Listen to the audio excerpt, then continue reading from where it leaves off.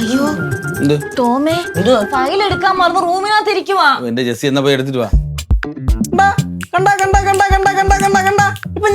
ഇപ്പൊ ഞാനാണ് ലേറ്റ് ആക്കണേ. കണ്ടാ 1.5 ദിവസം അതിനകത്ത് കയറിയിട്ട് നീ വാ തുറന്നുണ്ടല്ലോ ബാക്കി അത് ഇടിച്ചിരിച്ചു.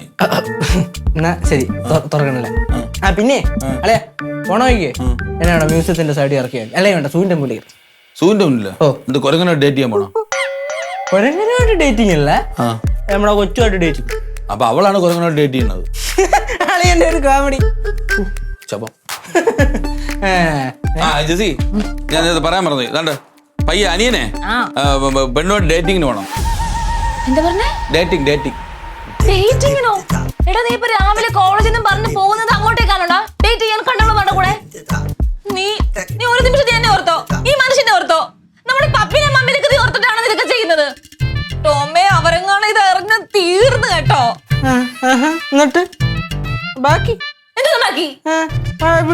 ഞാൻ വെള്ളം വിളിച്ചാൻ പറയും കേട്ടോ. ആണി പണയണേന്ന് ആലോചിച്ച് നോക്കണേ. എങ്ങനെ അവിടെ എവിടെ പോയിടുന്ന പപ്പയെ മമ്മിയെ കുറിച്ച് ഓർത്താണ് പ്രേമിച്ച് കല്യാണം കഴിച്ച അത് ഒളിച്ചോടി കല്യാണം കാണിച്ചിട്ട് എന്റെ അടുത്ത് മണയാൻ വരില്ലേ കേട്ടല്ലേ?